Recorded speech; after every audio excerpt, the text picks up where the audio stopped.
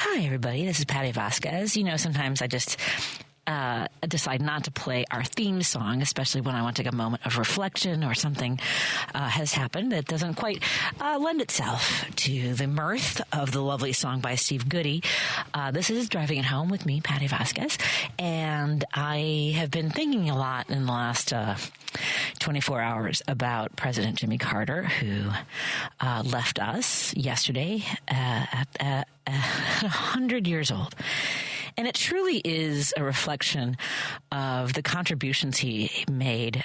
We can certainly agree, no matter where you come from, what your background is, that President Carter was committed to helping people, to doing the very best he could from a very young age through his life in public service, whether it was serving in the Navy as a submarine nuclear specialist. I can't remember the exact title, but serving our country proudly.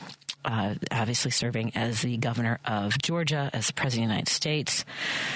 My first memories of a president, aside from the Dan Aykroyd impressions of President Ford, I think my very first memories of a president are of Jimmy Carter. He was my first president that I have memory of watching him speak, of cheering him on as he ran for re-election, and being devastated when he lost.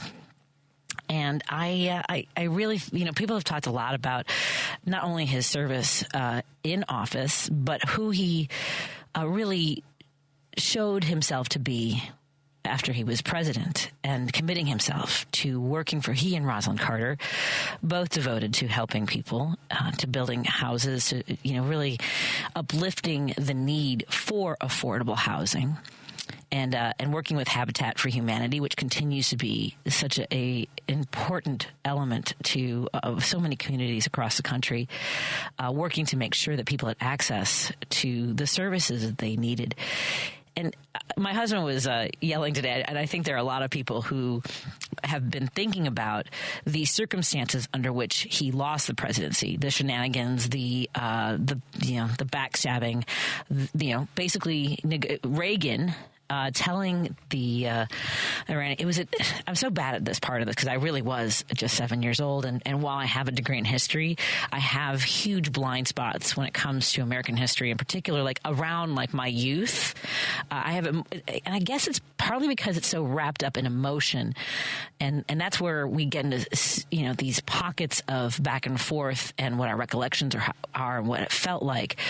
But when the hostages. The negotiations for the hostages in Iran were taking place, and Reagan was doing a deal basically with alternate channels, I guess would be the best way to put it, and getting us, into the situation where he didn't want them released. He did not want the success of President Carter having the hostages released. And again, I'm going from my sort of cobbling it together from my memory, from what I've read, and certainly the powers that were, right?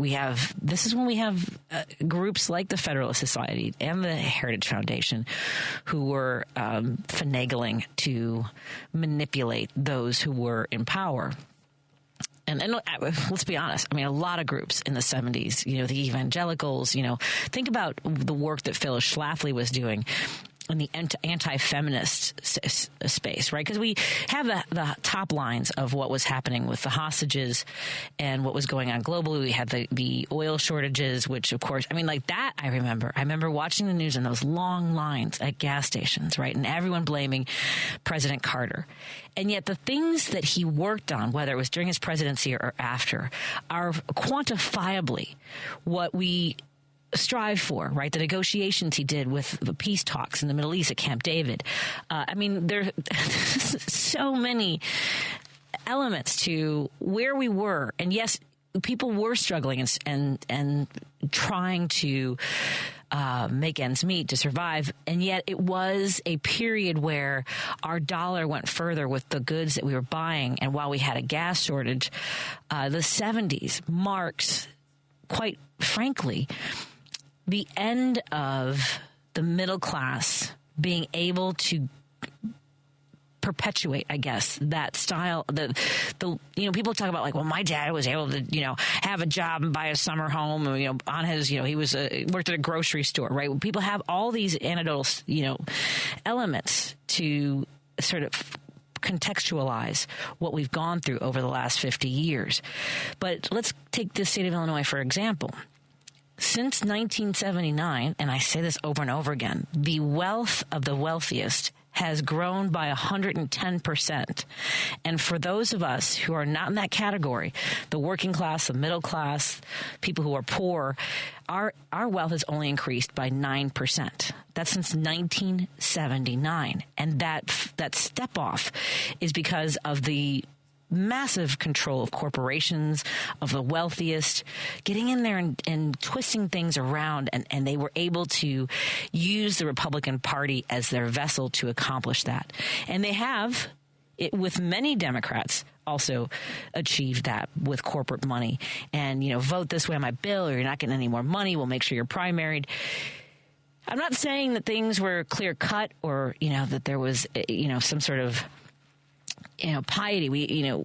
Again, I said I'm coming from partly a place of emotion, memories of my childhood, but knowing whatever that was, looking at President Carter when I was a kid, and I guess what it came down to for me and my memory of him speaking and the work that he did, from the solar panels on the White House, which were immediately removed when President Reagan came into office, or the work that he did to connect with people, to want them, even those quotes, right? That he, what is the line about having,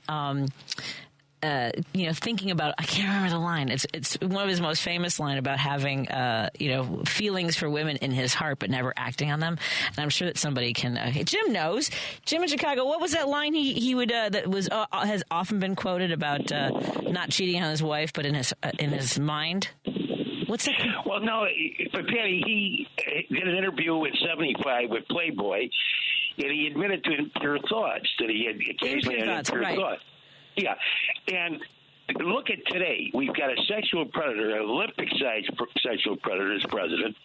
And also, Jimmy did promise us that he would tell the unvarnished truth to the best of his ability. Right, and that was his mistake. No kidding. And now they have a sexual predator who is on steroids. He tried to get his case thrown out of court today. They wouldn't do it. And the nerve of them. And then... he lies, congenital liar. Yeah. But what I can say about, I used to call him Jimmy Cartier. That's what I used to call him. And my girlfriend my girlfriend and I were, campaigning for him. And she always said that Casey, the CIA director, made the deal with the Otella, and they wouldn't release those hostages until Reagan was in office, until Reagan was sworn into office. So she always swore that was the fix was in there. But Jimmy Carter, I was at Rosary College, and now it's Dominican College. Hey, the nun asked, who voted for Carter? And nobody in the class raised their hand. I raised my hand. I said, I voted for Carter. I said, why'd you vote for him, Bishop? I said, for national health insurance. I think it's important. This is 1975, not big. And we became fast friends. Over there. But he was always on the lookout for the public at large. And he always said, the oligarchs are taking over the country. Don't you see it? He says, can't you see the American oligarchs are taking over the political system? And now we're right in the middle of it. Because I think Jimmy, even though he was in hospice, he said, I think he I don't know if he wrote it down to one of the kids. He said, I want to live long enough to vote for Kamala. Yep. And he accomplished that. Oh, I feel terrible for him because he was fabulous. He was just a fabulous man. That's all I can say. Yeah, and I do think there's something to his passing before Trump took office, so that his funeral does not have to be under the presidency of Trump and can be guided by the hand of President Biden. Don't you think I'm genuine? Yeah. Yeah, I think Providence had something to do with that pig.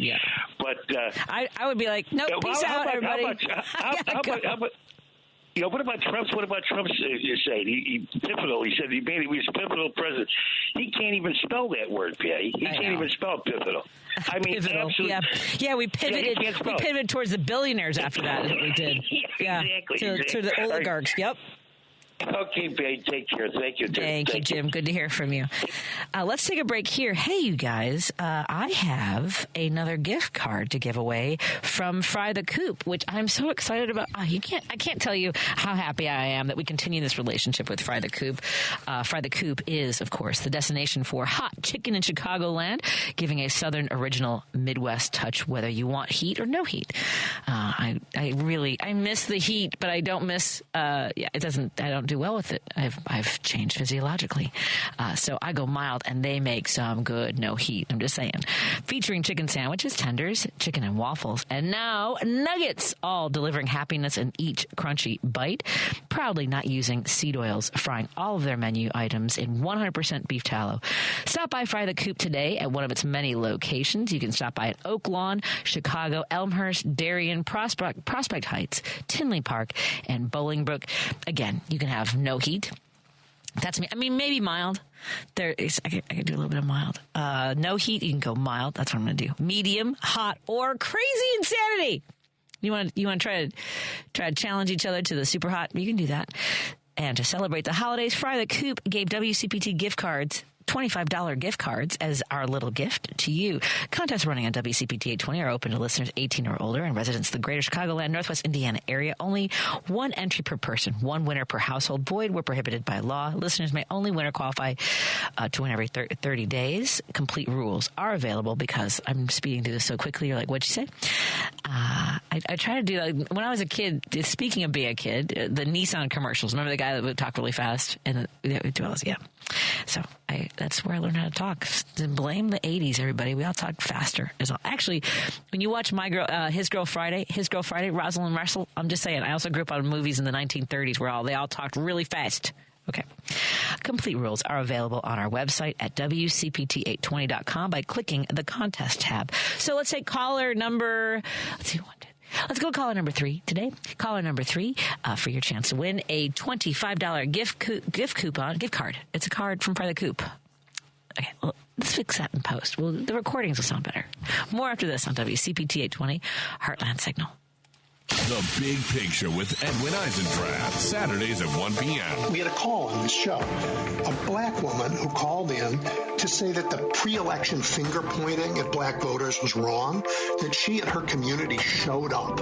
And she then asked, with real agony and some anger in her voice, where were the rest of us? She felt betrayed. Boy, I understand those feelings. The Big Picture with Edwin Eisendrath, Saturdays at 1 p.m. Hey Google, play WCPT. Streaming Chicago's progressive talk from TuneIn. Driving it home with Patti Vasquez on WCPT 820.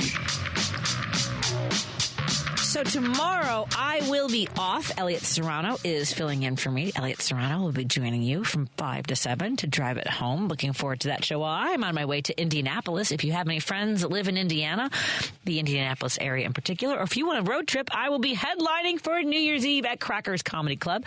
Joining me will be my co-producer and collaborator on this show, Jerry Walski. And here's the thing, folks. If you're like, I don't really want to talk about politics on New Year's Eve, I'm not doing politics tomorrow. I'm going to talk about my family and my city a little bit. I'll talk a little bit about my inability. I was telling somebody this. I'm working on a story about how I answer compliments like I've been asked a question. Like if someone tells me I love that dress, I'm like, oh my God, I just got this for $11.99 at TJ Maxx. They didn't say, where'd you get that dress and how much did it cost? I answered 2 questions that have not been asked. The appropriate reaction to someone giving you a compliment, and I want folks to repeat after me. These are the words you use. Thank you. That's very kind of you. Or thank you. I really appreciate that. Folks, we need to learn how to start taking compliments and not sort of downplay why we own something or how we look. I used to host a show on overnights and I called it Pretty Late with Patti Vasquez, right? And I started about 12 years ago. And I did like the sort of play on words because I will tell you something. I did not feel pretty. Like I would dress up like when I was younger, I would do all the things and try to be pretty or feel pretty or look pretty, all those things. But I felt my best starting about 12 years in my 40s. And so I thought, I'm like, here I'm a 40-year-old woman. I'm gonna call the show Pretty Late with Patti Vasquez, and people are like, oh, she thinks she's pretty, and like, and then it would be these fights online. It's like, okay, come on, are we not allowed to like, right? Is it okay? I'm just saying. At any rate. Now I'm just driving it home. So at any rate, I don't do politics in my stand-up comedy. And once in a while I do. Like, I'll just throw something out there. If it's something so absurd. I remember when, Trump had said that the California forest fires wouldn't be so bad if they just raked the floors of the forest. And I said, yeah, that was the problem. It was just landscaping was how you prevent hundreds of thousands of acres of land from being destroyed. And so it's like a throwaway. It's something. And I had an audience member come up to me yelling at me about how if you're going to make fun of Trump, you should make fun of Biden. And because it was a throwaway line that I just tossed out there, literally, that's what that is. It's not something I wrote. I just thought of in the moment.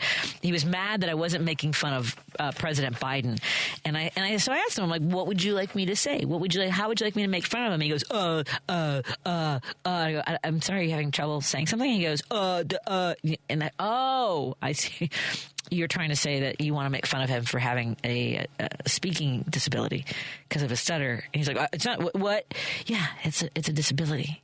Anyway, so that was so. At any rate, that would be the extent of the kind of politics that I do in my stand-up. I put it all right here in the 2 hours to talk about what's going on. And so at any rate, Elliot Serrano will be in for me tomorrow while I travel to Indianapolis to perform at the Crackers Comedy Club in Indianapolis. I'm very excited about that. So, however, Richard Chu is in tomorrow. Richard Chu from 6 a.m. to 8 a.m. will be here taking your calls and offering his views on the news of the day. And he will also have another $25 gift card for Fry the Coop to give away. So if you didn't win the card today, you have another chance tomorrow morning with Richard Chu. And then I will have cards on Thursday and Friday to give away. So look forward to having those conversations with you. And if you miss any of our conversations, remember that our shows are podcasts now, and including Driving at Home. And I have 2 podcasts, as a matter of fact, Driving at Home full episodes, and we'll have Driving at Home featured episodes. You can subscribe to one or both. Please do both, because then when we have like an interview maybe you missed, you're like, oh, well, Patty had on, maybe Jess Piper or John Fugelsang, Renato Mariotti, some of those conversations. And all of our conversations are featured. It just depends on what comes in the hopper. You can subscribe to one or both. The podcasts are now available on Spotify, Apple Podcasts, TuneIn, iHeartRadio, YouTube, and Amazon. Just search for Driving at Home with Patti Vasquez. You can also get the links on the Driving at Home show page by visiting heartlandsignal.com, and you can click on my photo. I probably need to update those because I've cut my hair off, folks. I cut off 12 inches of hair that I donated to a great organization in Grand Rapids that makes wigs for children. So I have to get that picture updated. You can also find a rundown on that page of my guests coming up each day of the week. And you can watch our show on YouTube or Facebook, as well as listening on TuneIn on your phone. So, somebody has just texted me. I was talking about Jimmy Carter and for me, Jimmy Carter was my first president in my memory, right? I was born during the Nixon administration. No recollection of Richard Nixon. The only reason I remember anything about Gerald Ford was because of Dan Aykroyd's portrayals of him. He looked nothing like him. And then I think, didn't Dan Aykroyd also do Jimmy Carter? And I think one of my favorite bits, or maybe it was Chevy Chase that did Ford because he was falling down the stairs, right? Yes, because I believe that was part of how Chevy Chase became addicted to painkillers, was because he was doing all the pratfalls, and it was, oh my God, you guys, Dan Aykroyd, you know what, maybe I could find this. It's not appropriate for me to do someone doing a bit about Jimmy Carter, but there's an episode of Saturday Night Live where Dan Aykroyd, as Jimmy Carter, is taking phone calls from people, and there's somebody who's like high on Quaaludes, and President Carter talks to him about how he can offset that and feel better. And again, this is when two things were happening at the same time. I was starting to realize that my parents were having political conversations and talking about Carter and Reagan. And I started watching Saturday Night Live because my Aunt Bernice let me stay up late one night I was 6 years old, and the rest, as they say, is history. A life in comedy began. A life in comedy and politics, I guess. It all kind of makes sense. But somebody texted me. I was referring to the quote that Jimmy Carter had. He did a 1976 Playboy interview where he admitted to feelings of lust and adultery in my heart. And somebody wrote that it nearly cost him the presidency. And here's the thing, like today, depending on where it's shared, right? Because, I felt like Vice President Harris's interview where she talked about owning a gun. If you break into my house, you're going to get shot. That was a little bit like, hey, I own a gun. But she does, and we know that. And she was a prosecutor, and she's a tough lady, right? But that doesn't matter. Like, it doesn't matter to conservatives or the people who want to own the libs and just hate Democrats. Like, that was never going to, I think it was a fine answer. I didn't have an issue with it, but it did seem like it was trying to toss red meat at the people that eat the red meat. Jimmy Carter, remembered as a devoted husband and Christian, caused a stir during his 1976 presidential campaign when he candidly discussed his feelings of lust and admitted to committing adultery many times in my heart during an interview with Playboy magazine. These remarks, as Carter later acknowledged, nearly cost me the election. He was better off with that than he was with the kinds of, again, these shenanigans that the Republican Party from that. Like, not that was the beginning of it. I mean, look at Whitewater. For decades, it's a lot of shenanigans, and we keep trying to play by the rules, folks. I don't know. Oh, okay. We have a few more minutes, and we have Dr. Jason Bissell coming in studio as my guest, along with his daughter Ava, and we'll have a conversation with them, wrap up the year with them a little bit, and maybe talk about how to take care of yourself going into the new year, because we're all going to need that.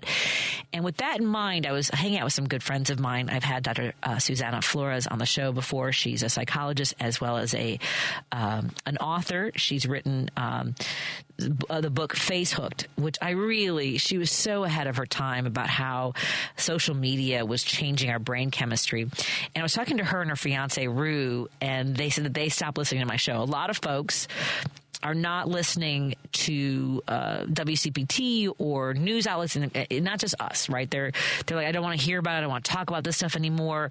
I don't know if they're taking a break until after the inauguration or after the new year. So first of all, I want to thank you for continuing to tune in to WCPT for these conversations. And they said they don't want to hear his voice. They don't want to hear what he's doing, which I have to cover what he's doing. But I do not intend on this show to play his voice either. I think for my audio, I want to hear a lot. I want to hear a lot of Jasmine Crockett and AOC and the people who are flame throwing. I want to hear, just the folks that are doing the hard work. Whether it's in chambers or, in the communities. Of course, we're going to talk to our grassroots organizers. We'll check in with Jess Piper. We'll check in with Brittany Rowland. We'll check in with the folks that have their sleeves rolled up in places where it's so hard. And I don't remember the name of the guest that Edwin Eisendrath had on Saturday. You guys go back, listen to Saturday's show of The Big Picture with Edwin Eisendrath. So many great interviews. There was one that sort of caught me a little bit, and to the point about what do you want to hear. It's the journalist out of Tennessee, and I apologize for not remembering her name. I was driving and didn't have a chance to write it down, and sometimes names get away from me. But man, you guys, the sound of her voice about being in Tennessee and how hard it is for her to encourage people to continue to run for Democratic seats when they were just absolutely obliterated. They had high hopes of flipping 4 seats. They were focused on possibly beating Marsha Blackburn, and they just couldn't get it done. And the sound of her, we need to keep amplifying the folks who are really keep showing up for the work. We can't let them lose hope.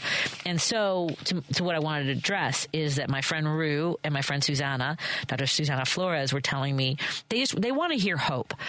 And so I want to find those stories and have those conversations about what are we doing, because you guys, there are so many people doing the heavy lifting of holding back fascism, of pushing back against that. And I know it's hard to believe it with the results of the election, but we have a lot of important work to keep doing. You know, I'm going to start showing up for Wisconsin and their Supreme Court race. Politics Girl has a rant recently about how we have got to pay attention to the Supreme Court race in Wisconsin that's coming up faster than you know it, April 1st, and it will determine so much of what happens in the next 2 years. So we will be showing up for each other, and I will find those ways to have conversations of hope and joyful warriorness. I think, I don't know the way to put it, Dave. How are you doing, my friend?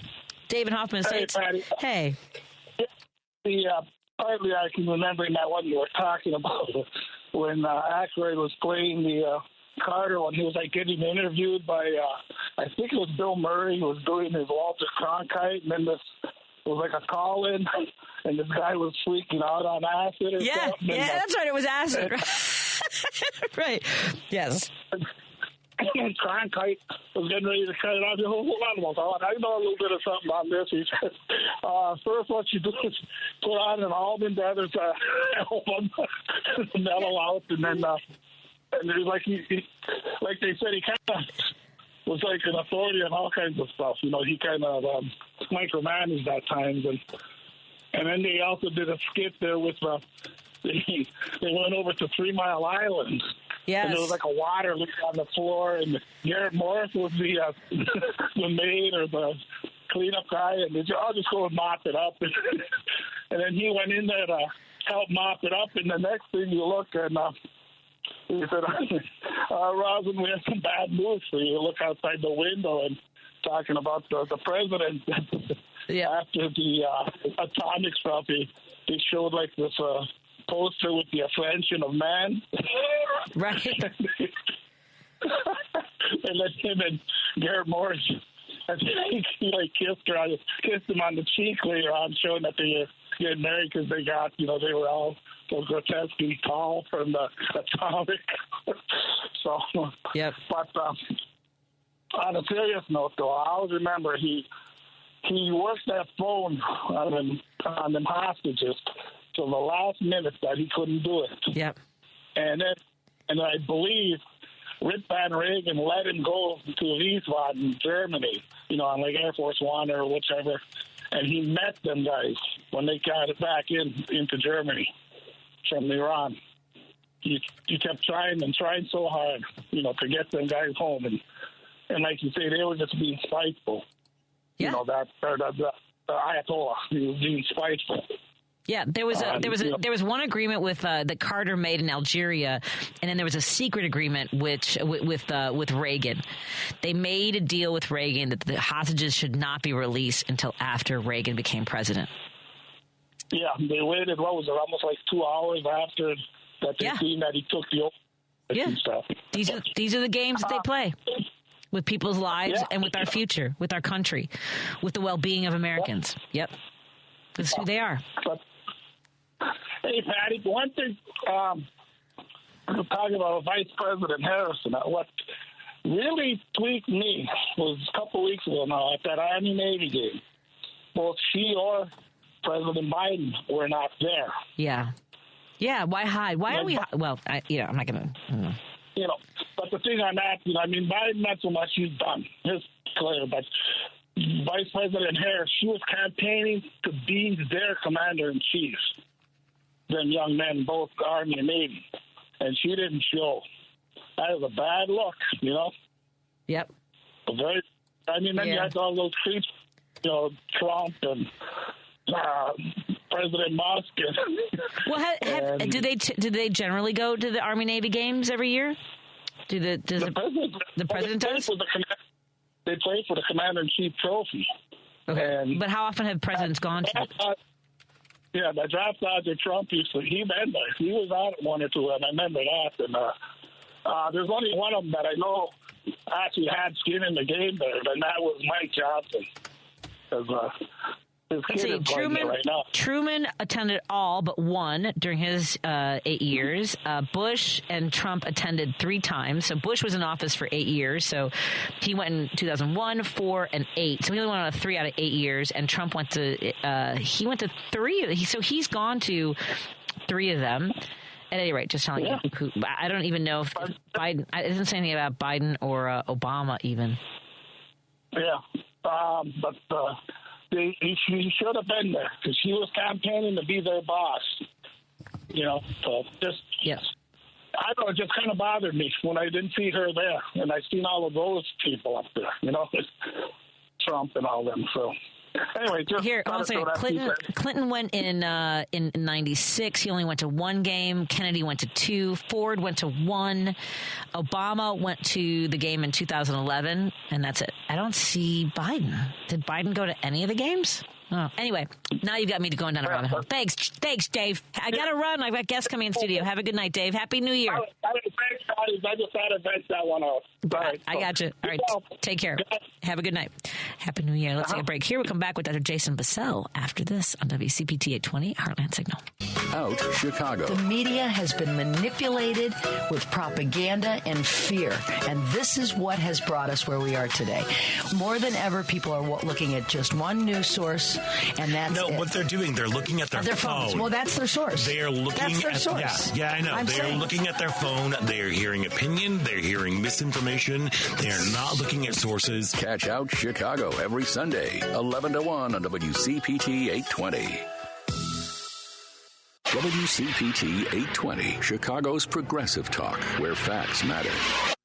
It's Patty here, reminding you that Monaco Brewing Company's progressive beers like Maga Tears IPA, Biden Beer, and the LGBTQ-inspired Love Wins Fruited Sour are now available at Chicagoland locations like Armanetti Wine and Spirits in Woodstock, Beer Shop in Oak Park, McLean Liquors in South Elgin, Beer on Central in Evanston, and My Buddies, a pride-friendly bar on Clark in Chicago.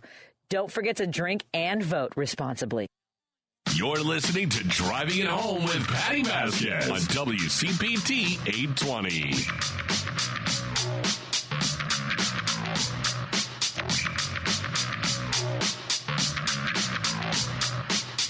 Hey, everybody. Wow, I'm still getting texts about Dave from Hoffman Estates. Let me just address this real quick before I welcome our guests in the studio. Someone just messaged the Army-Navy game took place on December 13th after the election. I think what Dave was trying to say was even though Vice President Harris did not win, she said she was running for our country, for our men and women who serve in the military, so it would be appropriate for her or the President of the United States, President Biden. I think that's where he was coming from. So thank you. And thank you for the name Molly Davis from the Tennessean who, she sounded war-weary, which we all do, which is why we might need the services of someone like our favorite doctor, Dr. Jason Bassell, who joins me in studio with his daughter, Ava.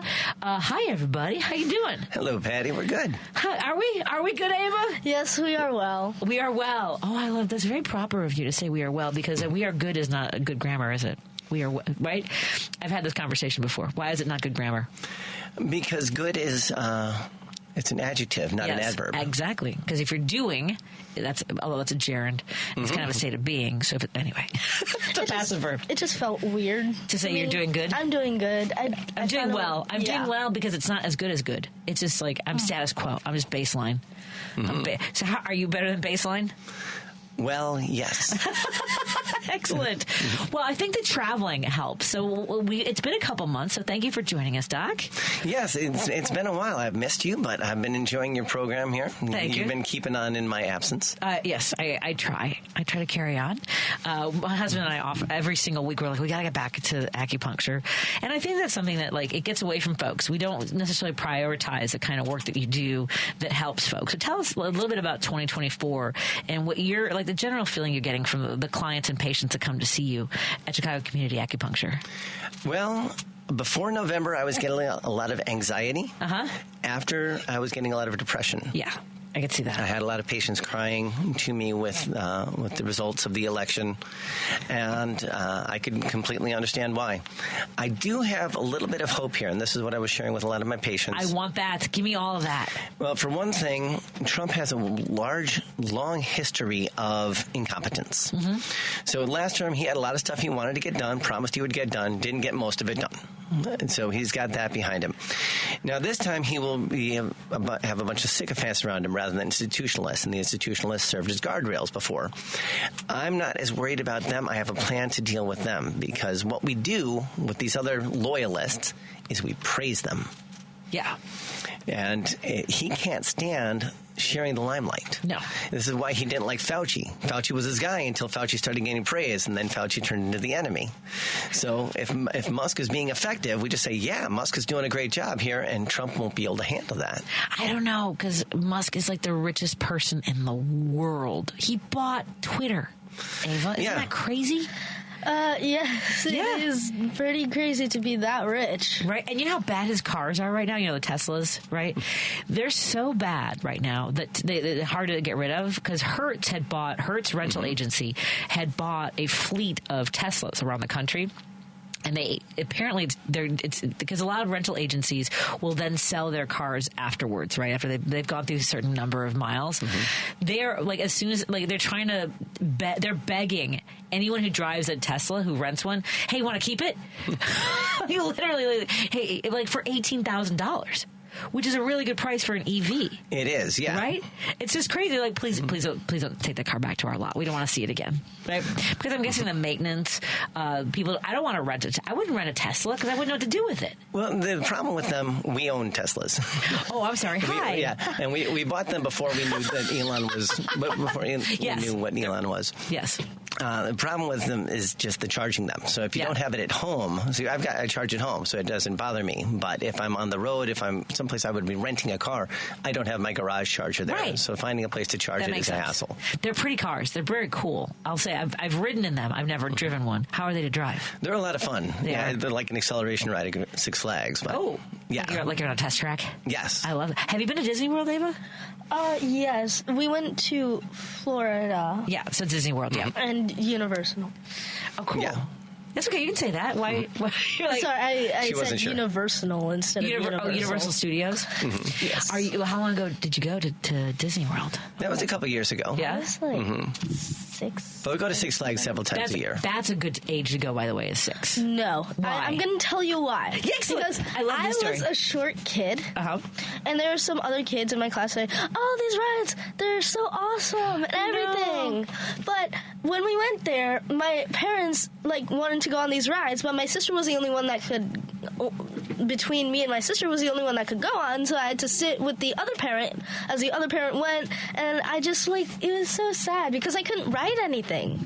I'm very sorry about that. It was so. What ride do you remember that you wanted to ride that you couldn't ride? Do you remember the Harry Potter at Universal? Yeah, I can't help you. Was it Quidditch? Yes. Oh, no. That was such a good ride, too. I felt so bad for her. But and he's still talking about it. Yeah. Okay, I have to tell you this. You kind of got to take her back. Yeah, we're planning to. No pressure, Dad. But I kind of feel like you need to make that up. But we timed it perfectly because she was 6 and her sister was 8, and they were just... She was old enough that she was going to remember it, and the older one was young enough that she still believed in Disney princesses. Exactly. So they really thought that they met Snow White and you did though. Ariel. Just so you know. Yes. I did. You did. I don't know what he's talking about. Why is he putting? I don't know why he's putting it that way. It's so weird. This thing you're going to say is that Santa Claus is made up. I mean, legit. Although if he's in Disney World, he's definitely real. Yeah. No, the Disney magic is real. They are fantastic with what they do there. I will say I was very fortunate, and my mother. So we went 2 years in a row because my mom paid for it one year, and then I happened to sell something that I was like, let's go. It was when the incoming president had just won, so we were like, we wanted to go to the Hall of Presidents before they put him in. So it was pre-Trump in the Hall of Presidents, and the nice thing about going back to back was we remembered so much, and I have by the way, when you go back, I have a tour, someone who can help you get through the parks faster. My niece lives there, and she has a membership there, so she also can get you a discount on some of the if you want to buy ears and stuff like that. I have the sequined ears with the Minnie Mouse. Minnie Mouse. Gold sequins? They're black. They're black with the red bow, and very cute. And then I also have a Frida Kahlo Mickey Mouse. I sound crazy right now, Lady B. I'm just going to say right now, I sound a little bit crazy because it is a fun place to escape. So what was your favorite ride? You know the ones you couldn't go on, but what did you like? Oh, there was this one where it was Yeti thing. Or something. The roller coaster. Yeah, and you went up. Oh my god! And then you so good. And then you went backwards because like the track was broken. And you're like, oh my god. Yeah, am I going to fall off? And then it just slows down, and then all of a sudden you go backwards. I forget what it was called, but it was an Animal Planet, right? It's my husband's going to text me in a moment to tell me what it was, but that one's so good, and it roars at you because it's in the ride. That's in the Animal Kingdom. Animal Kingdom. My mom didn't ride it. No, she knew. No, she rode it. She just didn't know about the going backwards. We had seen it on the. So at 6, you were on that roller coaster, but they didn't let you go on the Quidditch ride. Yes. Oh man. You know, you're talking about Trump at the Hall of Presidents. Is he there? I don't know if he is because I bet he would charge them to use his likeness. I know. No, he's there. Okay. Because people have shared videos on YouTube of his animatronic. But I bet he's trying to charge them for that. I would imagine. He wants some residuals for that. Yeah, something for that. Anyway, but here's the thing. If now when you go to Epcot, it'll be weird because now you've been to Paris. Had you been to Paris before, Eva? No. How did you like Paris? It was great. Oh, I love that. Do you think you ever went? Okay, let me plant the seed because I don't think I was very successful with the college student in my home. Please, for the love of everything that is good and wonderful, study abroad. I don't know. I don't know how else. I don't care if you're dating somebody. I don't care if you have friends that you want to spend time with. If they're good friends and a good, person that you're dating, they will love that you are getting to experience the world and have an adventure. Okay. Say. Yeah, her older sister now. Your dad might not want you to go. Now that No, I do. Okay. I think it's a fantastic experience. Her older sister, who's a sophomore now at Chicago Public High School, they offer a study abroad summer program. Yes. With CIEE that she's applying for right now. Excellent. So she can spend a couple weeks in Toulouse. Ooh, nice. Yeah, Griffin has applied. He says he hasn't gotten chosen for it, and I'm like, sure. Look, I was a dumb college student. My boyfriend said he. Oh yeah. I was. I was going to go to Aberdeen. I was going to study in Scotland. Like this really cool, fantastic. Because I was a history major, so I wanted to go someplace that had literal history, right? Like going back centuries. And my let's call him Tom because that's his name, Daniels. He said he wouldn't wait for me. Oh yeah, that was the guy who Yes, you just remember stop singing. Yes, my friend Clara was like, damn, that guy's a jerk. He was. He's also the head of oncology at NYU. So neither here nor there. So he's trying to make up for it. Yeah, apparently. Okay, let's go back to taking care of patients. So you were talking about, because I want to go into 2025 with a tool belt of resources. And I think that folks need to know that acupuncture is an avenue for self-regulating a little bit, being mindful of our bodies, right? Yes, our emotions can get out of control. We can get away with them. They can get away from us. Acupuncture can be very grounding. Right. Acupuncture, the most common side effect of acupuncture is a lingering sense of calm and well-being. Oh, that's quite the side effect. Yes, regardless of what we're treating. But if we're focusing on things like anxiety, depression, irritability, it's all the more effective. Right. So this is definitely something that people should utilize. If you get good at meditation, you can get to this same state. If you get good at Tai Chi and Qigong, you can work towards this. But acupuncture does it automatically. Right. And I still think that people should do this. They should work on the meditation. Absolutely. I think all my patients should do this. Tai Chi, meditation, Qigong are excellent practices to be developed. But acupuncture can force you into that. Whether you are ready, whether you are practiced or not, it's a wonderful thing to help improve your outlook on life and just be grounded like, okay, I can handle this. Right. Well, I think that's something that is something we have to hear over and over again, right? Like, we know that bad things are going to happen, but they're not, like, in the moment of whatever you're experiencing, and even when it is tremendous, like, I've gone through a lot in the last couple of years, and I have been grieving for a wonderful friend of mine who I lost in November. It's all a blur now. It's all a blur. Time means nothing right now. But like, if you imagine what the worst thing that could possibly happen and then deal with it from there, like, that's the thing. Our brains are such an incredibly powerful element of our existence. And, and you can make yourself feel like something is actually happening.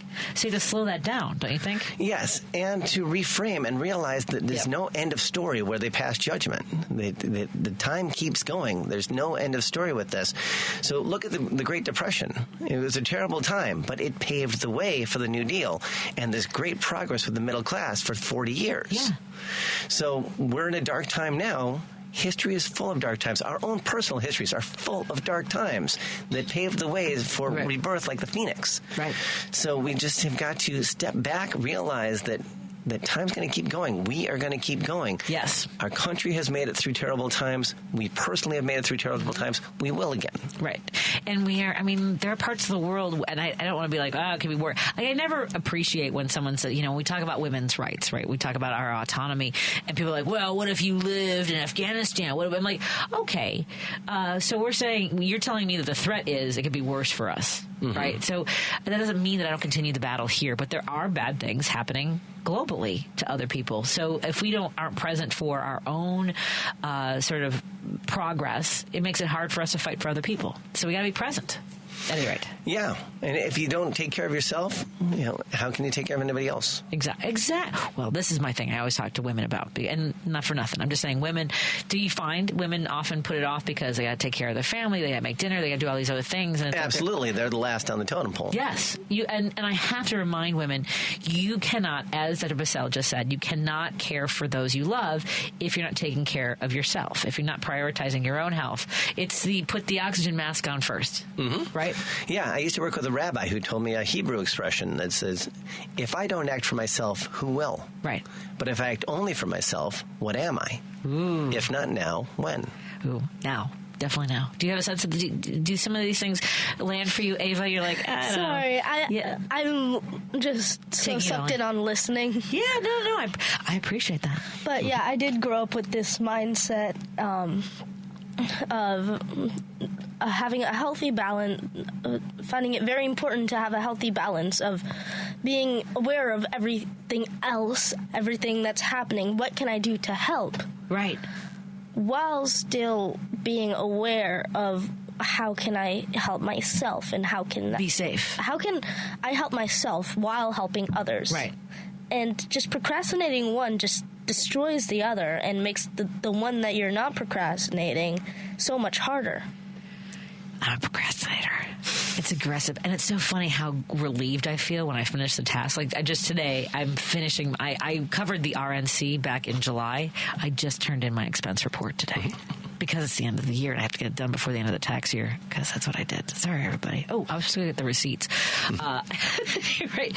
So what are your plans for 2025? Do you have any? Do you do resolutions, or because resolutions, can sort of set us ourselves up for failure? What are your thoughts on resolutions? Well, resolutions are a great thing for the rest of the night.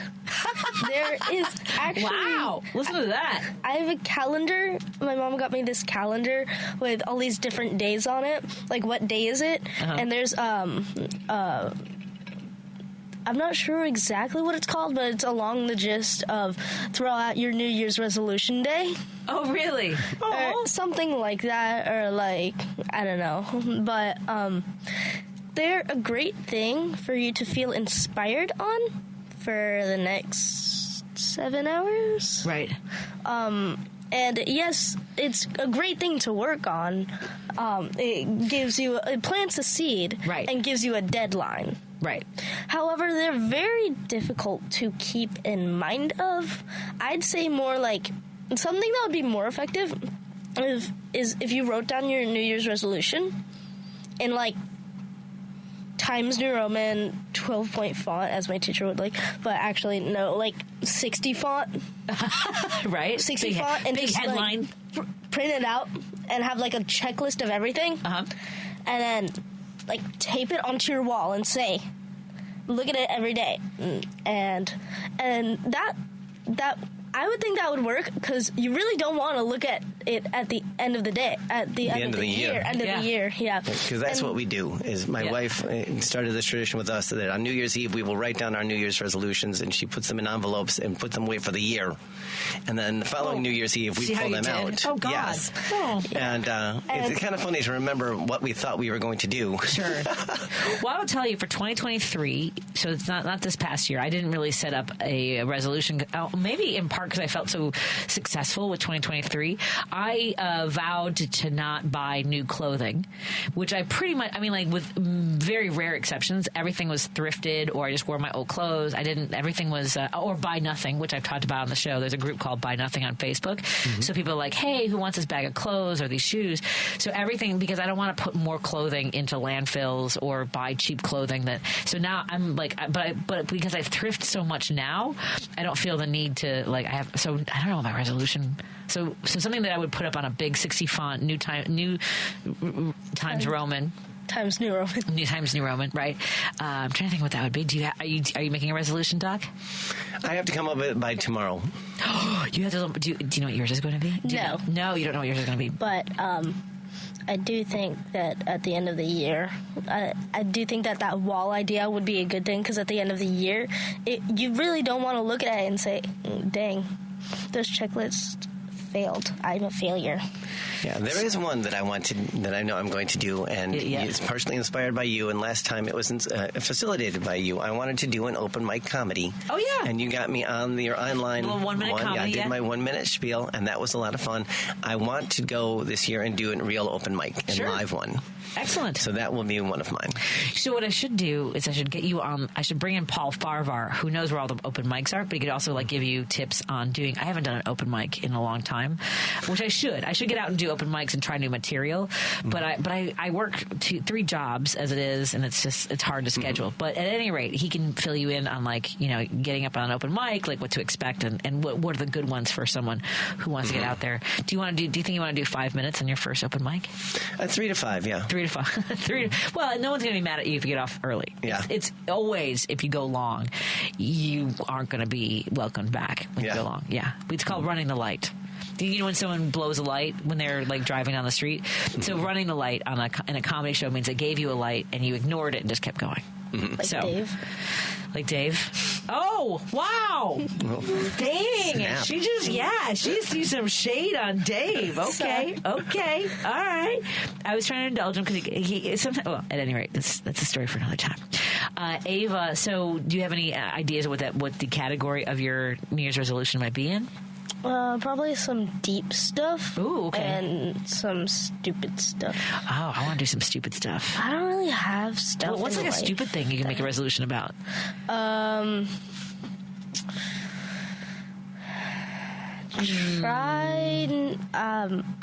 don't know.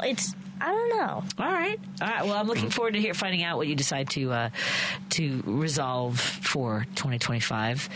And are you going to be doing more training for Ironmans? Yeah, I'm signed up for 5 triathlons this year. Excellent. So all the different distances: 1 Ironman, 1 half, and then a sprint, super sprint, and an Olympic. So hopefully I'll stay healthy and be able to do all of those. Someone just texted, Trump should be in the Hall of Doom, not the Hall of Presidents. And I kind of love that. Folks, where can you go to get more information about scheduling an appointment at Chicago Community Acupuncture? Yeah, you can schedule online at chicomacu.com, CHICOMACU.com. We have our Chicago Community Acupuncture at Milwaukee, Devon, and Nagel, right across there from Superdog. And the phone number is 773-853-0920. I never eat white rice without thinking about you now, by the way, because you said it was better than the brown rice. It is better for you than the brown rice, yeah. And we'll find out more about that in our continuing conversations in 2025. Mm-hmm. I wish you both a happy new year. Thank you so much for coming and hanging out. My best of the family. Thank you, Patty. And I look forward to seeing you again. Yeah, connect with me about coming in to talk about open mics for 2025. I'll put you and Paul Farvar in the same room. Okay. Excellent. Thanks a lot. And I look forward to finding out what your resolutions are. And what year are you in? 8th grade. 8th grade? I'm in 8th grade. Where are you going next year? Do you know? No, I could either go to... You don't have to tell us if you don't want to tell us on the air. I'll find out afterwards. Yeah, we won't find out until April. Yeah. What? I don't like this. All right, fine.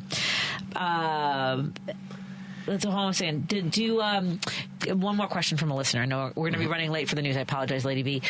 Can acupuncture help with alcoholism? Benefits and chakra lines to treat alcoholism? Well, I can't speak to chakra lines because that is a different paradigm that I don't know about. But absolutely can help with alcohol cravings and the withdrawal from it. Okay. Now, if you are severely addicted to alcohol, then you need a medical detox. I used to work in drug rehab, and you can die from an unmedicated alcohol detox. Wow. So if you are real bad, you're going to need to have some medical assistance with that. If not to that level, if you can go a day without drinking, then we can make that day a lot easier, and we can make tomorrow even easier and beyond that. And it goes into that mindfulness thing too. I mean, but you also should find some resources that help with, talking about it. Like what are the things that inspire you to reach for a drink? Yes, it's not usually drinking is its own problem. Exactly. But acupuncture, as we talked about, can also help with mindfulness. So if you're checked in with your body and what the sort of the impulses are, that makes a lot of sense. Yes, a lot of detox centers will use alcohol to curb cravings and to calm the spirit. There you go. Well, thank you so much. I wish you the best New Year. What are you guys doing before we go? I know I'm super late, but I can't stop talking to these folks. Plus, Dave. We're boring. We're staying home watching TV. You are? Yeah. My number one goal on New Year's is to not be on the road. Okay. Well, can I encourage this then? Everybody should go down and see you in Indiana. Well, both that. Yeah. Both that and watching classic movies. Do you have any? Because we always watch the Marx Brothers. My tradition was always stay up late because on ABC in Chicago, they used to show Fred Astaire movies, which was a lot of fun. Come on, it's like classic dancing. Astaire and Rogers. Come on, I'm just saying. Yeah, she did everything he did backwards and in heels. Yeah. I'm just saying.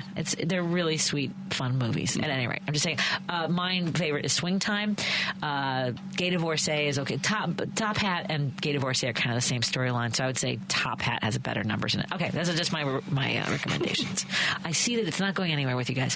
Again, the website for folks to visit for Chicago Community Acupuncture. ChicoMaku.com. That's your fault, by the way. What? Chikomaku. Chikomaku.com. Yeah. Excellent. It's like I'm listening to the commercial right now. All right, more when we come back with Scott Stantis after this on WCPT 820 Heartland Signal. Bye, everybody. Bye, Dr. Purcell. Bye-bye. Bye, Ava. You're listening to WCPT 820 because facts matter.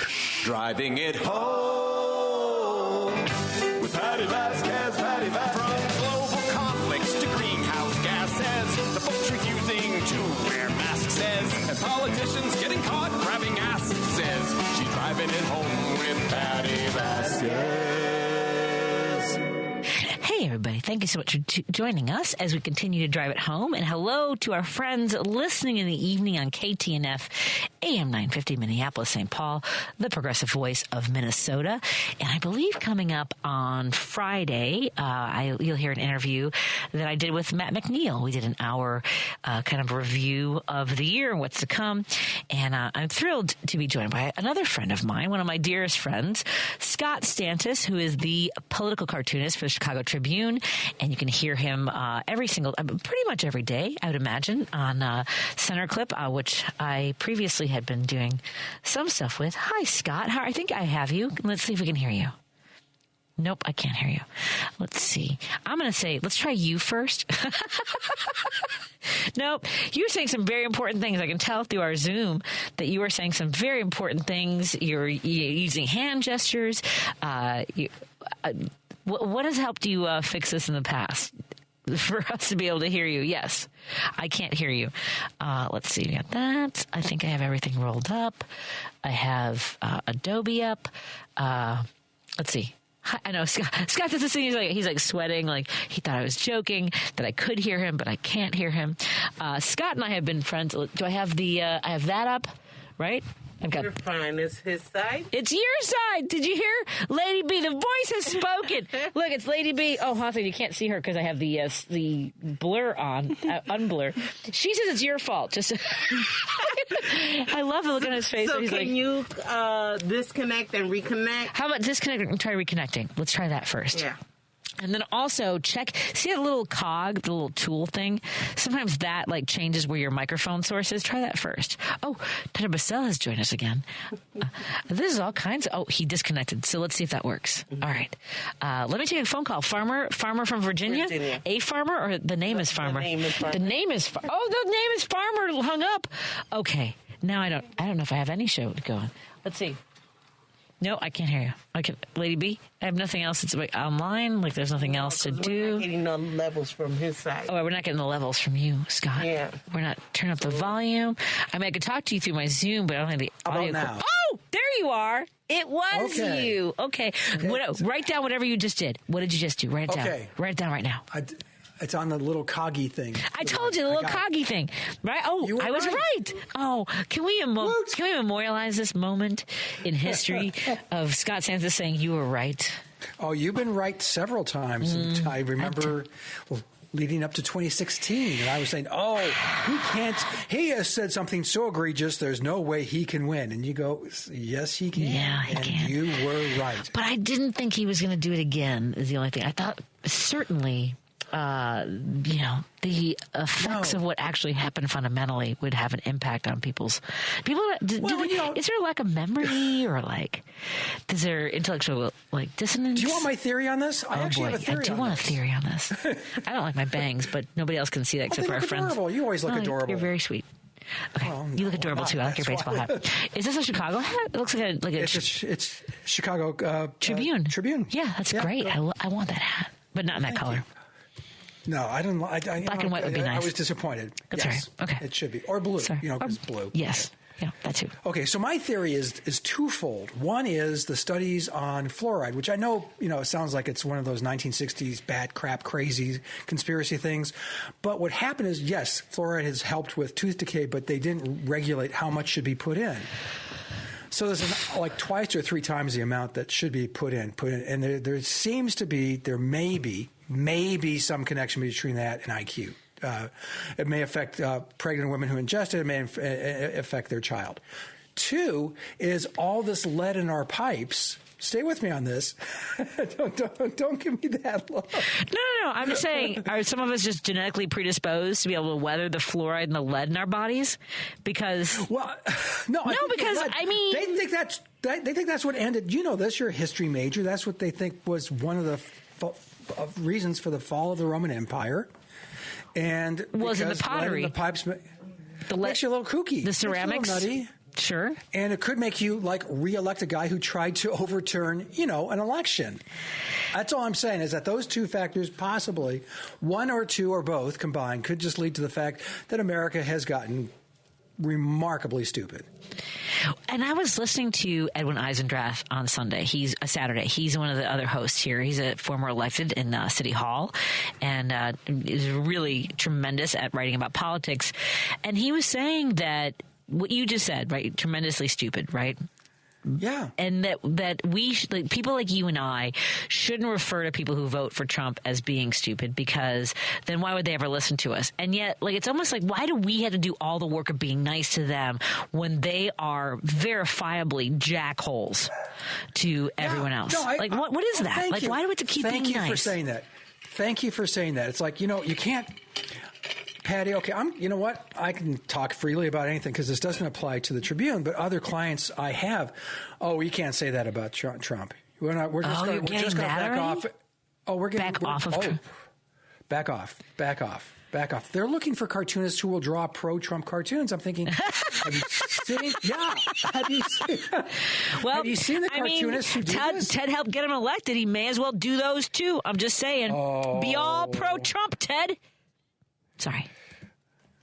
I don't think Ted... We're talking about Ted Rall, right? Yeah, go ahead. I don't think he's pro... you help a guy get elected. You want to go knee deep in you can't vote for someone like Harris. Yeah, then go ahead and start drawing pro-Trump stuff, Ted.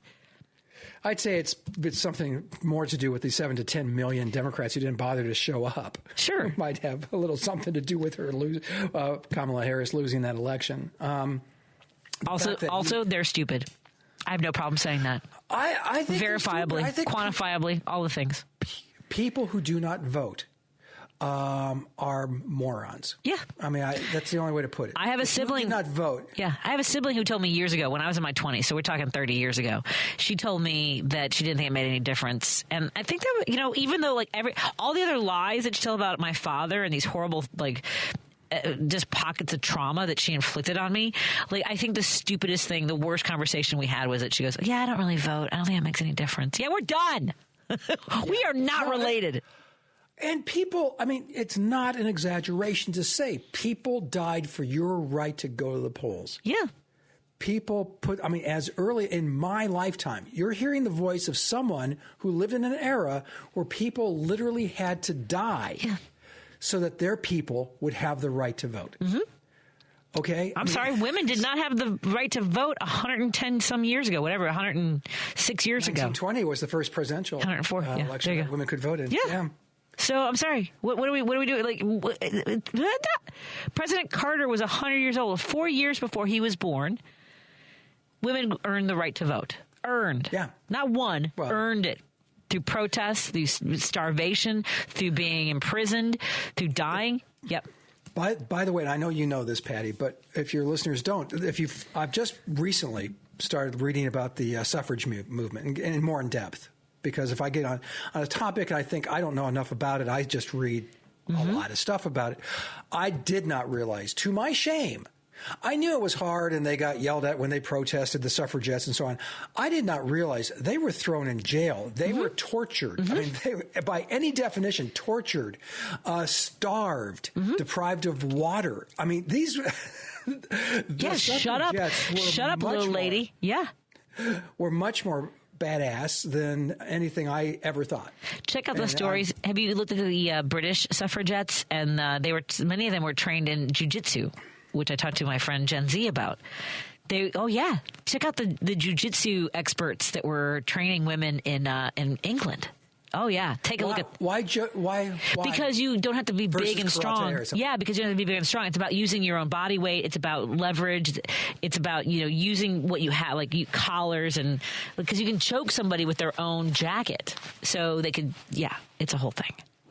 I had not heard that. And don't forget the British women, the United States. We don't get to say this a lot, Patty, but the United States led the world in women's votes, the Western world, at least certainly in terms of Britain. Britain got it a few years after the United States. Right. So, yay. Yay. There's one. Yay.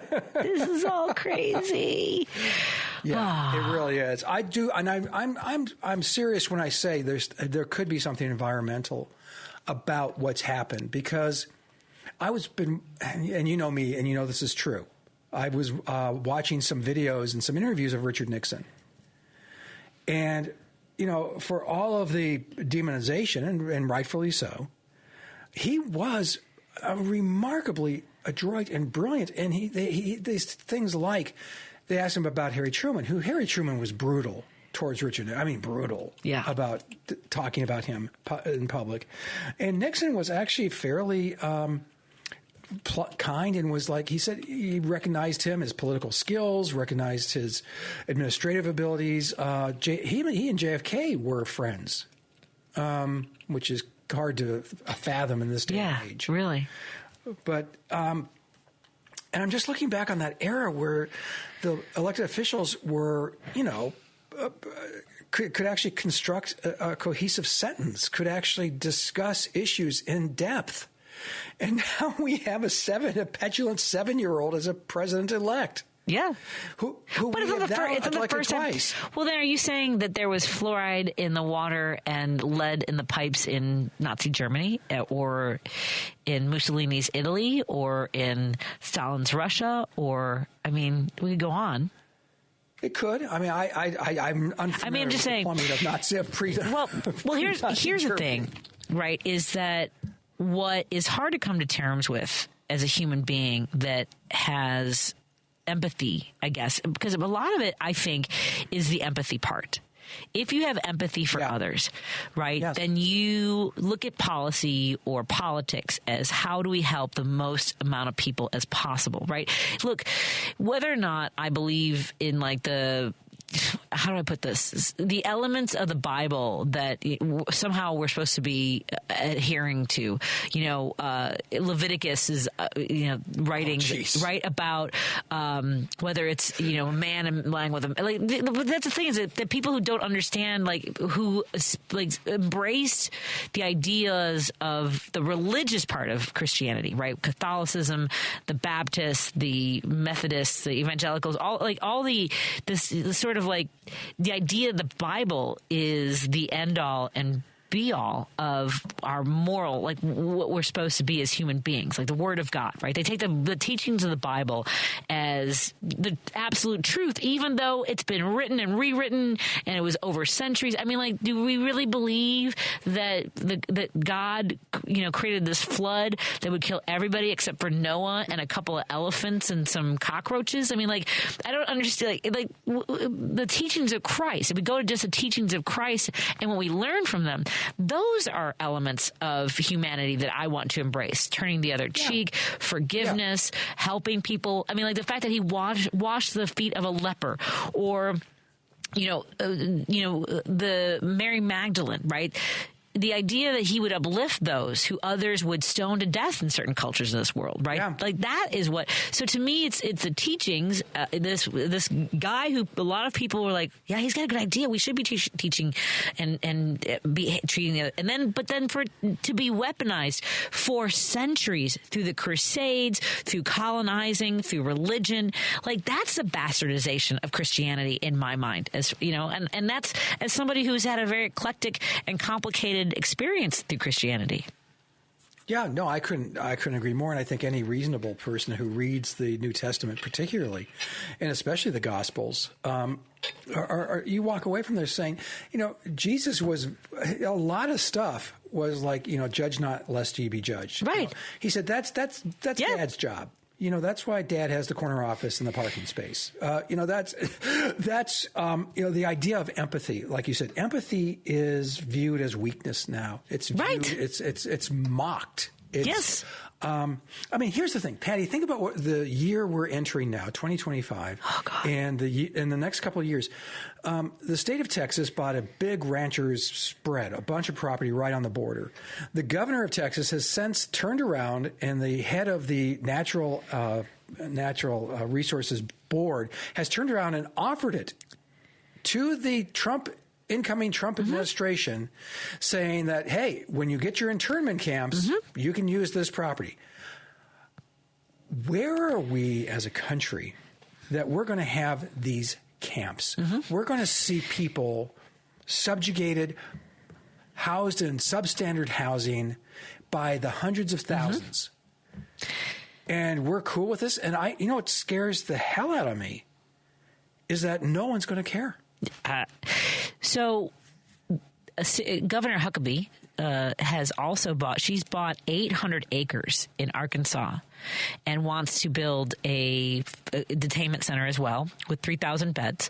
And I've been talking to Jess Piper, and if you follow Jess Piper on Blue Sky, Jess Piper is the Blue Missouri president, and she's also Dirt Road Dem is her podcast. I did not realize until she started posting about this, about how they're going to use property like that. The amount of acreage that you're talking about and the amount of acreage they're talking about in Arkansas is the kind of land you would use for agriculture. So you have forced prison labor on those lands.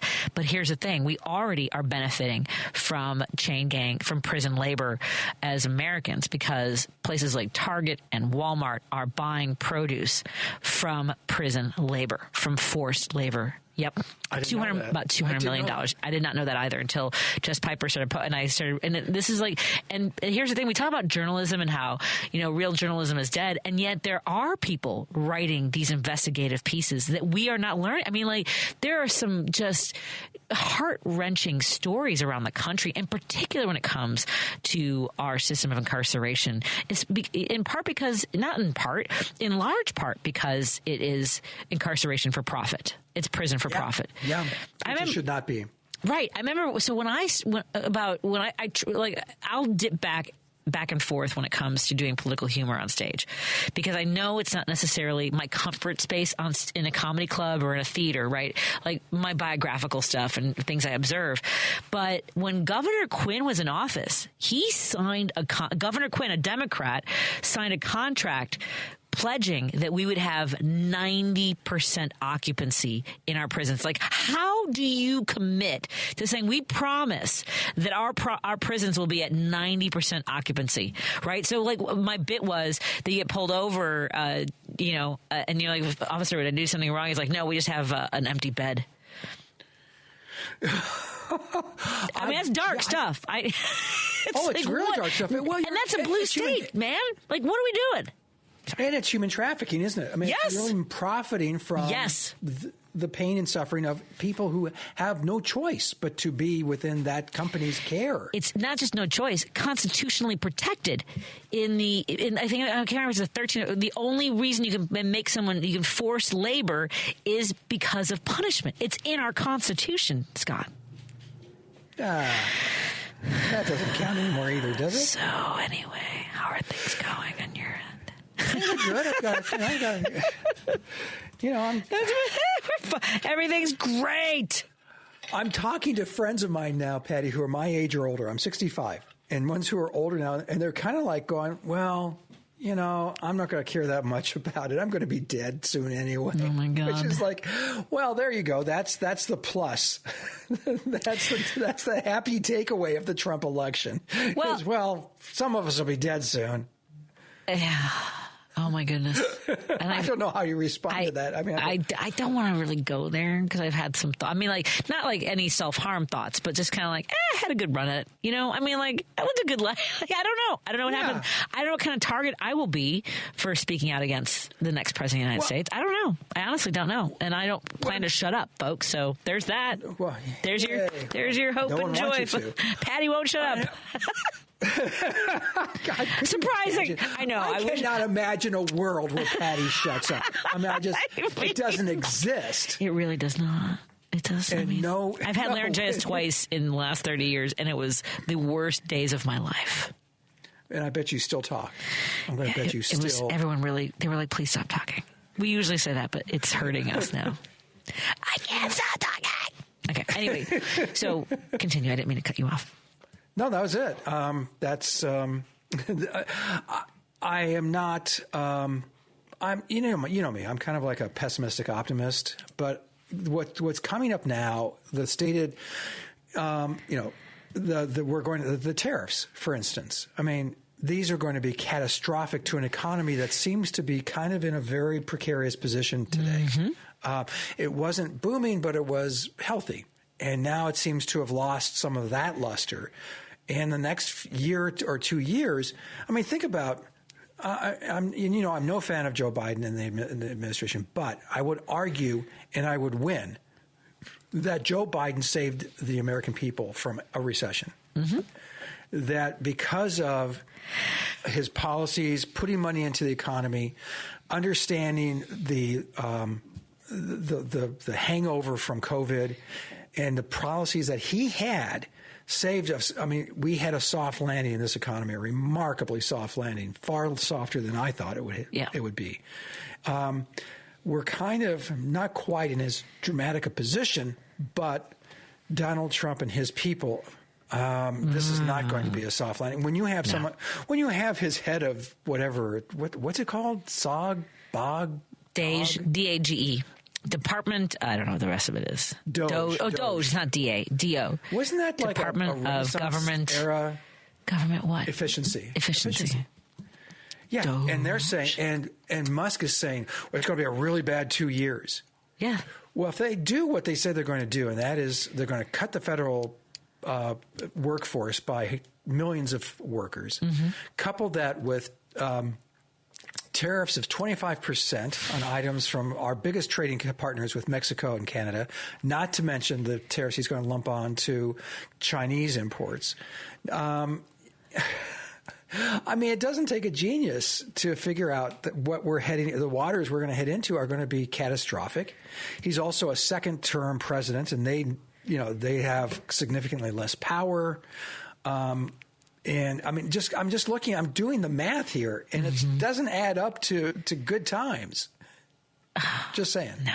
But on the plus side, it's nice weather. It's warming up here. I mean, let me tell you, we don't have snow in Chicago. 48 degrees. I mean, it was sunny and warm today. Like I went out with a blazer yesterday. My mom was all nervous because it's December, so it doesn't seem appropriate to walk outside with just a blazer and a scarf. And it was gorgeous outside. I mean, you coming? You didn't come. Did you come? No, I didn't this year. We've got gotcha. issues. Gotcha. All right. So you're saying now I really do need to come to Alabama? We'd love to have you. We have a room with your name on it, which is weird, but I appreciate that. Say, why is Patty's name on that room? Just in case. I'm actually, let me take a break here and I'll tell you what my plans are. I want to find out what you're doing for Inauguration Day. I'll tell you what my plans are. And they don't. Oh, I got to hear this. I'm so excited. I'm so freaking excited. Let me take a break here. We're hanging out with Scott Stantis, the political cartoonist for the Chicago Tribune. You can also find his work at gocomics.com and follow him on Centerclip. Maybe someday I'll come back to that, but I don't like to play with those boys. They're just mean. More after this on WCPT 820, Heartland Signal, and KTNF AM 950, Minneapolis, St. Paul. Chicago's Progressive Talk, WCPT 820, where facts matter. There's no better way to defend democracy in front of your fascist Republican friends than with a cold progressive beer from the Minocqua Brewing Company of Wisconsin. So head on over to Beer on the Wall in Schaumburg, Doty Liquors in Elmhurst, Captain Jack's Beverages in Worth, or the Wilmette Market to pick up a 4-pack or couple 2-3 of MAGA Tears IPA today. Don't forget to drink and vote responsibly. You're listening to Driving It Home with Patti Vasquez on WCPT 820. Thank you so much for joining us as we continue to drive it home. I'm your host, Patti Vasquez, a woman of color.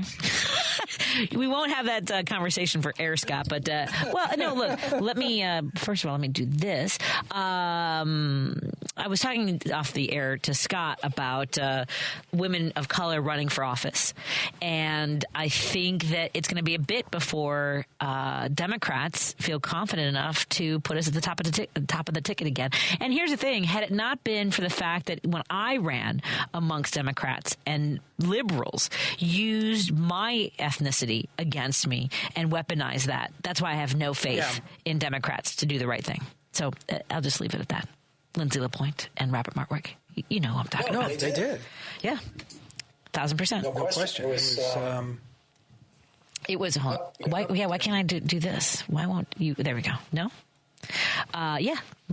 So that's my sense from personal experience that they talk the talk and they certainly sit down on the walk. I mean, they've just drenched themselves in the power that they have accumulated without any regard for what they actually say they stand for. But you don't think, I mean, so you really do believe, that we're done with women of color running for a while? I'm not saying women of color shouldn't run. Not at every level. Certainly not. But for positions that can be manipulated by powerful factions, that I think that we are challenging. Because we have to fight so hard for where we are in society, we carry that with us into the offices or the positions that we attain. And it is, and look, you saw it at WGN when I was working there. Like, how was I any worse than here's the thing, I wasn't. There were men that worked in that station as hosts who were much more hostile to their producers and people around them. Oh, yeah. I remember Todd Manley complaining, and Stephanie Menendez talking about how one of the morning hosts had convinced them to buy like hundreds of baseball hats because of some promotion that he wanted to do, and then never got off never engaged it. But like, they would complain about his demands. There was another host who would throw things at producers. There was another. I mean, like, the condescending tone that one of the hosts that you and I know very well would use. I mean, it's astounding to me. But me just kind of like being, trying to do all, like, being extrovert, being decisive on what my vision was. I was a bitch as far as they were. But by the way, I am bituational. Just so you know, I'm bituational, meaning I am only a bitch when people deserve it. Bituational is the word of the day. I have never ever And I've known, how long have I known you now? It's over a decade. Over a decade. Mm-hmm. I have never, and I've seen you in high stress situations, both on the air and off, and I've never seen you act inappropriately. And with your producers, I still to this day am boggled. I had a producer who got a restraining order against me because he claimed that I was threatening. Yeah. And they've never been able to show me any proof. Yeah. But so that. This, by the way, folks, I say this about Patti behind her back. So this isn't some kind of weird, defending Patti. Patti seemed threatening to me and went to a courtroom and was, because he had friends that were on the bench and in the police department, was able to secure a restraining order against me. And then Democrats, who I had turned to for help in that situation, then used it against me in my campaign. So, no, I don't have faith in Democrats to get behind a woman of color at a top level anytime soon. Should there be a progressive party? Is it time for the progressives? Well, we need ranked choice voting. I will tell you this much. Any other parties right now outside, and so you need to have a come to Jesus moment from the Democrats and the Republicans of they both would absolutely benefit. No, not even them. Whatever. And the people who won't let it happen are going to be the billionaires and the corporations when they realize if you truly put the voice. Oh, yeah. You put the power of people's voice in their hands. They are not going to let that happen. And ranked choice voting to me is is a path to that. You think so? Now they have that in California. Am I right? I don't know if they have ranked choice voting. I know that you can have 20 people run for something. I don't know how it breaks down. I don't know. I know that they have it in Maine. They have it in Alaska. That's how Sarah Palin was thwarted in her efforts for being elected. I know that Evanston is about to implement it, but here's the thing. Even if you just use Chicago as an example for our mayoral races, when we have 13 to 18 candidates, and all of a sudden 2 people are now having a runoff, neither one of whom had 20%. I'm talking about Tony Preckwinkle and Lori Lightfoot. Neither one of them broke 20% of the vote in the general election. And then we're just down to those 2, which means that 60% of people didn't want either one of them to begin with. But it also comes down to your point. How would that have worked in those circumstances? How would ranked voting work? Let's say in the Lori Lightfoot Preckwinkle race, right? You had Gary McCarthy, you had Susana Mendoza, you had Jamal Green. That was a full field, right? So let's say for that race, let's say your first choice is mine would have been, and who I'll be honest, who I voted for. My first choice was Comptroller Susana Mendoza, right? So let's say that's not who. But my second choice might have actually been Tony Preckwinkle. Let's say that, right? So now if enough people if Comptroller Mendoza doesn't clear 50%, right? So then you drop it down. Who of everyone's second choice, where does that congregate come up to where someone gets 50% of at least second choices or third choices, and you rank them that way, right? So because here's the thing. If you don't have ranked choice voting, if your first choice doesn't win, Scott, your worst choice might. And often does. and because that's what we're left with. Either your first choice or your worst choice. And that's all we're getting these days. It seems that way, especially, the current mayor of Chicago. It's just, what a train wreck. I'm thinking, did you ever think in your wildest dreams you would be pining for the halcyon days of Lori Lightfoot, I don't. It's funny. I actually don't pine for Lori Lightfoot or Rahm Emanuel because I know in my heart that we are better than this. Right. And here's the thing. I also don't pine for the days of Richard Daley. I do work toward holding people accountable in and that's what we don't do. We don't hold, and whether it's in Chicago or at the state level or, at least we voted Rauner out. Right? At least people came to their senses. But Steve was asking me this today. We were out for a walk today. And do you know that Wisconsin has a surplus of $4 billion? But because they have a Democrat as the governor and the Republicans have a supermajority, or at least they had a supermajority, because they're at odds as to how that money should be spent, which would help a tremendous amount of people, whether it's from childcare to education to social services. But because they disagree with each each other politically, the funds are sitting there. But the reason they have, in part, that $4 billion surplus is because they have what? A progressive tax, which failed here in the state of Illinois. And Steve asked me, he kind of, for a moment, sort of combined the progressive tax with the millionaire's tax. Now, I don't know if you remember this, Scott. We had on the ballot it was one of those things where it was a referendum, so it wasn't binding. It wasn't even a referendum. It was a question of the people of the state of Illinois. And the question was, should there be a millionaire's tax? And by almost the same percentage of people that voted for Governor Rauner, a billionaire who made his money off of hedge fund investments, including a senior care, which has been so decimated by hedge fund investors, right? The quality of care and the capability and the access to it, right? They voted for the same amount for the millionaire's tax, meaning people who earned over $1 million should be taxed at a higher rate. They voted for Rauner and they voted for the millionaire tax. But three Democrats killed the millionaire tax. Who were they? Representative Franks, Representative Durkin, and Representative Duncan. And I will never forget that. And that's the thing, is that people forget. That was Democrats who, whether it was Franks and whatever money he was beholden to, same thing with Duncan and Durkin. This guy from I will never forget this turd. I really will never forget. I grabbed him in the hallway one day because the millionaire tax, the revenue from that was going specifically to education, because we had bills out there for restructuring our education funding model. And so they needed to fund it. And here we are, the city of Chicago, at a deficit of what? Is it over $300 million? I don't know that the millionaire tax would have closed that gap, because we know, because of the lottery, right? Everyone's like, I thought the lottery is going to pay for that. But because the legislators in Springfield, including the friggin' Democrats, find ways to go, the lottery money is covering that. So we'll take the money that usually goes to education and use it to kick the ball down the field in order to not be responsible for pensions this year. So anyway, what was your question?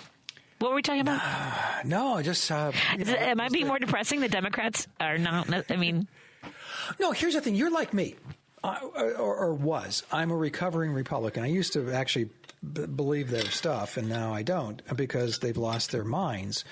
But I was always, in my cartoons, way harder on Republicans than I was on Democrats, because I expected my side to act having seen some of those... was way harder when I'm just remembering a butcher shop. Okay, go ahead. I'm sorry. That was more of a religious belief, I guess. I would say, yeah. I mean, I'm still not. Because seriously, did Planned Parenthood really sell parts? I'm sorry. Go ahead. Continue. What was your thing? Yeah. Well, apparently that's okay. It didn't happen. Is that one you remember? That's that and the football. Well, because you also had a fetus as a football. No, I remember all the abortion ones. Continue. Yeah. Okay. I'm just saying. I'm saying that those seem more graphic than anything. The swipes you take at Republicans. Oh, I've taken some pretty hard. That's true. That's fair. Republicans. That's true. I really have, especially Rauner, who just got worse and worse and worse and worse. It was so funny. We were visiting my daughter-in-law has just landed a tenure track position at Southern Illinois University. Oh, congratulations! And it's amazing. The Rauner years, they're still paying for them. Did you know? Yeah. This? Oh, no. They did. Don't make me scream. Please, Don't make me scream. No, but there are providers. Look, one of the things I wanted to do when I was at WGN, one of the things I asked was, could we do an investigative piece with the journalists in our newsroom to find out throughout the different parts of the state? Because, I mean, like, I was getting, folks from Chicago and the suburbs. Moms were coming down to Springfield. Dads, Dan Gorg came down and testified. And the thing is, not only did I know that people were going to die as a result of Governor Rauner and the budget impasse, but I also knew that we were going to have decades of impact. There are still service providers who had to close their doors and never came back to providing physical therapy, elder care. I remember there was one guy who continued to work without being paid for months because he knew that his client would not survive without his help. So don't get me started on how bad. I still talk to people who, and I can't. Go ahead. No, it was far worse than, and he was, how can I put this gently, Patty? Because it's he was getting bad advice. A competitor at a different radio station was telling him, yeah. Dan Proft can suck all the eggs. There it is. And use a different word than eggs. Yeah. To your discretion. I don't understand how he continues to make money. I don't understand how he continues to somehow. He's a con man. He somehow cons millionaires into giving him a lot of money. Yeah. To support his political beliefs. Which that makes sense. I don't know how to be that person. Campaigns now for a decade and a half that I know of, probably longer, and he loses, except for the. Except for Bruce Rauner, and they moved the needle. Do you remember how they crowed in his political action committee was crowing about how they got the Republicans under the supermajority? They're still very much a minority in the House and Senate in Illinois, but how they got them slightly below the supermajority. And they did it for one election cycle. Yeah. One. Which were, by the way, that's all. But that was all they needed. That's Franks, Duncan, and Durkin. That was when they didn't have a supermajority. Those are the three I'm talking about from 2015. Oh, okay. Yes. And so do you remember Obama? Do you remember when Obama gave his address in the chamber in the House of Representatives? And remember he said, sit down? Do you remember he called out later? That was Duncan, who was thrown out of office. You know who got his seat, who beat him? Lieutenant Governor Juliana Stratton had his seat before she became lieutenant governor. I really should write a book about these things. Yeah, it was a remarkable 4 years. No one would believe it. I got receipts. Yeah, I got some dirt. I got some dirt on Springfield. I don't even want to talk about these Springfield wives and husbands. Let's take a quick break here. We'll come back in just a minute on WCPT. Okay. I won't do it on the air. More in a moment on WCPT 820 Heartland Signal and KTNF AM 950. Let's take a quick break here, and I think we have a caller on hold. So let's get to his call. We're on the air with Scott Santos. Oh my gosh, we don't have that much time. Scott Santos, the political cartoonist for the Chicago Tribune, and GoComics.com is another place you can find all of his work. Right back after this. Because facts matter. You're listening to WCPT 820.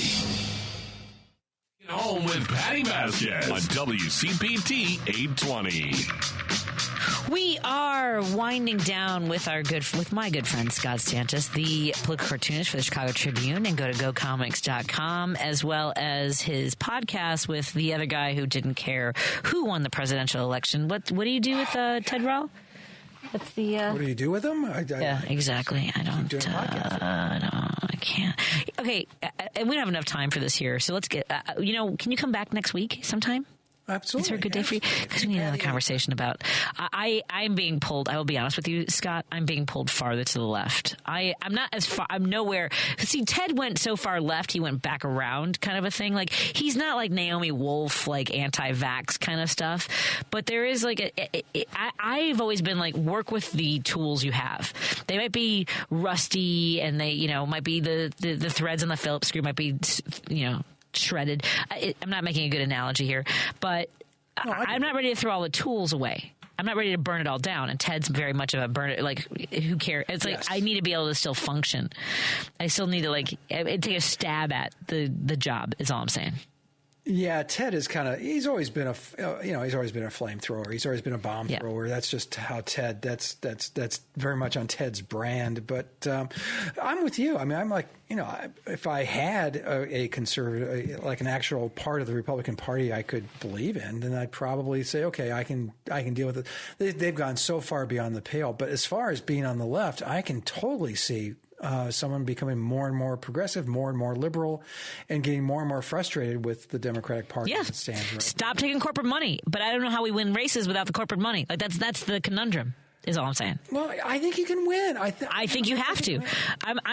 Everything we've tried it for 20 years, taking corporate money and letting the billionaires call the shots. Freaking give it a shot, folks. I'm sorry, I'm angry. I'm going to try one of these cookies that Dr. Jason Bassell brought me while we welcome Jim on the air because he wants to join us. Jim. Hey, Jim, what's on your mind, my friend? Hi, Scott. Real quick. The soft invasion of Mexico by the president-elect, taking back the Panama Canal. Lordy. You're putting Canada as our 51st state, And Greenland, I think he's got some kind of a fascination with Greenland, whatever it is, I don't know. But remember this, Jimmy Carter, when he was running for president, he had to see Richard Daley because Richard Daley told him, if you win in Ohio, I promise you these 270 delegates I have. Because Adlai Stevenson Jr. was his the favorite son of Illinois at the time. So the point is, the Democrats and the Republicans, I don't care what the makeup of the parties are. It's been that way since the Democrats have been in operation since 1824, 200 years, and the Republicans since 1860. So I don't see that changing anytime soon. And as far as money and politics go, I don't know. With the Supreme Court that we have, with some of their decisions.